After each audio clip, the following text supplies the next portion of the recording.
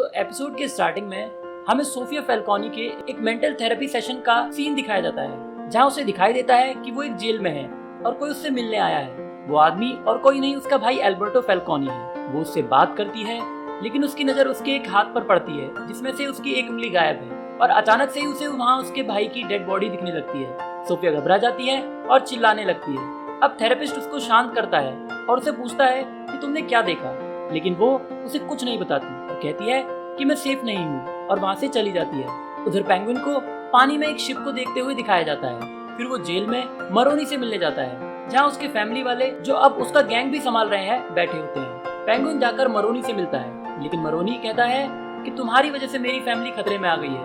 तब पेंगुइन कहता है कि तुम्हें क्राइम की दुनिया में नाम मिल रहा है और मुझे पैसा, तो हम दोनों का ही फायदा हो रहा है। फेलोनीज का नया बॉस लूका बिल्कुल डरपोक है और मेरी बात भी सुनता है, तो सब कंट्रोल में है। लेकिन मरोनी उसके बारे में फैल्कोनीज को बताकर पेंगुइन को धमकाता है, पर पेंगुइन उसे उसकी रिंग दिखाता है और कहता है कि हम दोनों मिलकर फैल्कोनीज को खत्म कर सकते हैं। फिर मरोनी उसे ड्रग्स वाली डील के बारे में पूछता है। तब पेंगुइन उसे बताता है कि प्लान बिल्कुल साफ है। जब फैल्कोनीज का ड्रग रॉबिल्स जाने के लिए निकलेगा तो वो एक वैन में होगा और उसके पीछे वाली गाड़ी में पेंगुइन बैठा होगा।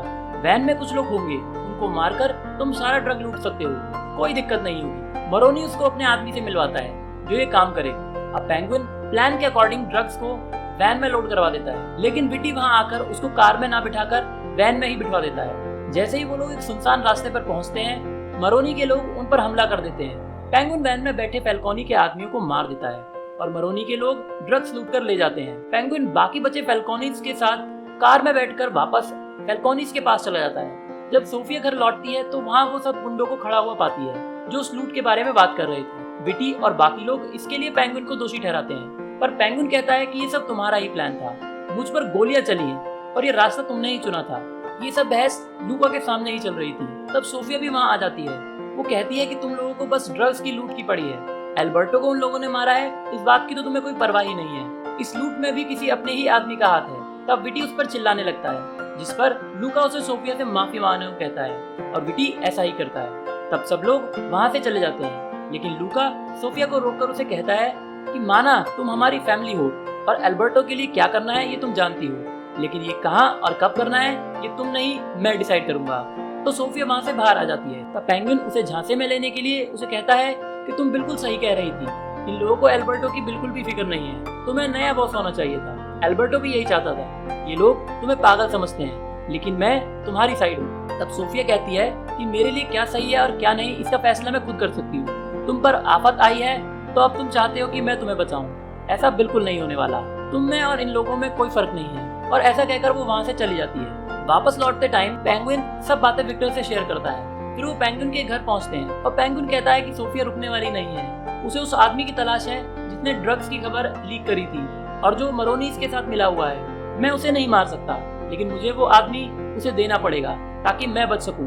वहीं सोफिया को रेडियो पर अपने बारे में सुनाई देता है कि कैसे गौतम वाले से पागल मानते हैं और एक किलर भी, क्योंकि उसने 7 लड़कियों को जान से मार दिया था। फिर वो एक डिटेक्टिव से मिलती है जो पहले उसके बाप के लिए काम करता था, लेकिन उसे ड्रग्स की लत थी।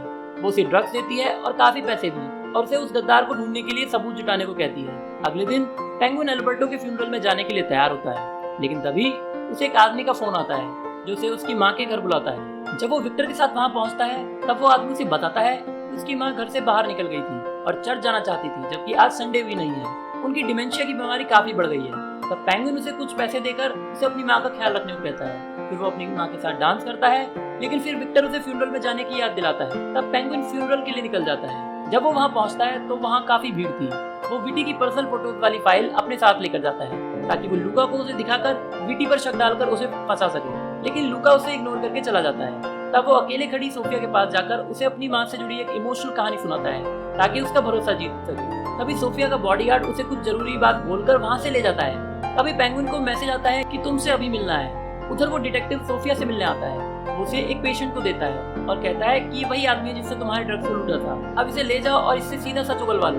तब सोफिया अपने बॉडीगार्ड्स को कहती है कि जब इसे होश आ जाए तब मुझे बुला लेना। उधर मरोनी की बेटी नाडिया पेंगुइन से मिलती है और उसी ने पेंगुइन को मैसेज किया था। वो बोलती है कि तुम किसी काम के नहीं, हमारा एक आदमी पकड़ा गया है और तुमने हमें पहले ही इन्फॉर्म तक नहीं किया। अगर उसका मुंह खुला तो तुम्हारे लिए ही अच्छा नहीं होगा। तब पेंगुइन बताता है कि ये लूका का नहीं, सोफिया का काम, इसीलिए उसे पहले ही भनक नहीं लगी। लेकिन वो कहता है कि टेंशन मत लो, मैं उसे वापस ले आऊंगा। लेकिन मरोनीज उस पर भरोसा नहीं करते और उसे मारने वाले होते हैं। तब पेंगुइन उन्हें विटी की प्राइवेट फाइल दे देता है, जिसके बाद वो उसे छोड़ देते हैं और उसे जल्दी सब ठीक करने को बोलते हैं। तब पेंगुइन एक प्लान बनाता है और विक्टर से कहता है कि विटी की कार में तुम्हें वो डायमंड ज्वेलरी रखनी है जो एल्बर्टो के पास से मिली थी, और मैं विटी को फंसा दूंगा और मरोनी के उस आदमी को भी छुड़ा लूंगा। फिर वो वापस फ्यूनरल में जाता है और पता करता है कि मरोनी का आदमी बेसमेंट में। फिर वो विटी को बताता है कि तुमने मरोनी के आदमी को पकड़ लिया और मुझे बताया भी नहीं। तब विटी कहता है कि हमें तो खुद नहीं पता। तब पेंगुइन उसे बेसमेंट में मरोनी के आदमी के होने की बात बताता है और विटी वो बात जाकर लूका को बता देता है। फिर विटी सोफिया को लूका से मिलने को बुलाता है। उधर विक्टर विटी की कार में ज्वेलरी डालने वाला होता है, लेकिन तभी विटी का ड्राइवर आकर उसे ऐसा करने से रोक लेता है और फिर सब उसे चोर समझ के उसके पीछे पड़ जाते हैं। तब वो वहाँ से भाग जाता है। वहीं सोफिया का बॉडीगार्ड जो बेसमेंट की सिक्योरिटी कर रहा था, लूका उसे भी बुलवा लेता है। तो अब पेंगुइन को मौका मिल जाता है मरोनी के आदमी को बेसमेंट से निकालने का। वो वहाँ जाकर उसको बोलता है कि अगर कोई तुमसे पूछे कि यहाँ किसी को जानते हो तब तुम्हें वीटी का नाम लेना है। वो आदमी इसके लिए मान जाता है, लेकिन तभी विक्टर उसे फोन करके बताता है कि बाहर क्या हुआ। तब वो प्लान बदल देता है और एक नाइफ से मरोनी के आदमी को मार देता है और वहाँ से निकल जाता है। जब लूका सोफिया के साथ बेसमेंट में आता है तब वहाँ मरोनी का आदमी मरा हुआ पड़ा होता है। तब लूका वहाँ सभी आदमियों को एक जगह बुलाकर उनकी तलाशी लेने को बोलता है। जब पेंगुइन को पता चलता है कि वो नाइफ ढूंढ रहे हैं तब वो विटी से जानबूझकर उलझता है। तब वहाँ कुछ लोग उन्हें छुड़ाते हैं, जिनमें सोफिया का बॉडीगार्ड भी था। पेंगुइन उसकी जेब में चुपके से नाइफ डाल देता है। जब तलाशी होती है तब उसकी जेब से नाइफ मिलता है। तब वो नाइफ को लेकर मना करता है कि ये मेरा नहीं। सोफिया उससे कुछ पूछने वाली होती है पर लूका अचानक से उसे गोली मार देता है। तब सोफिया उसे कहती है कि उसे मैं मारना चाहती थी, ये मुझे करना चाहिए था। तब लूका उसे अपने बॉस होने का बोलकर उसको चुप करवा देता है और उसको गौतम को छोड़कर इटली में छुट्टी मनाने को कहता है। तब सोफिया वहाँ से चली जाती है। उधर पेंगुइन सोफिया के बॉडीगार्ड और मरोनी के आदमी दोनों को जमीन में दबाने के लिए विक्टर से एक गड्ढा खुदवाता है। उसके बाद वो विक्टर पे गुस्सा करता है कि आज तुम्हारी वजह से हम दोनों मारे जाते हैं, शायद ये काम तुम्हारे बस का नहीं। तब सोफिया उसे फोन करके उसे अपने पास बुलाती है। वो विक्टर को दोनों लाशों को ठिकाने लगाने का कहकर सोफिया के पास पहुंच जाता है। तब सोफिया उसे कहती है कि मेरे बॉडीगार्ड ने एल्बर्टो को मार दिया। उसके घर से वो ज्वेलरी भी बरामद हुई है जो एल्बर्टो अपने लास्ट दिन पर लेने गया था, लेकिन उसे नहीं पता था कि ये सब पेंगुइन नहीं करवाया है। वो कहती है कि एल्बर्टो और मैं इन डायमंड से एक नई ड्रग्स का बिजनेस करने वाले थे और हम बॉस बनने वाले थे, लेकिन एल्बर्टो को मार दिया गया और अब ये बुढ़े बॉस बनकर मुझे साइड करना चाहते हैं। ये मैं होने नहीं दूंगी, अब समय आ गया है कुछ करने का। और वो पेंगुइन को उसके प्लान में शामिल होने के लिए पूछती है और पेंगुइन मान जाता है। यही ये एपिसोड भी खत्म हो जाता है।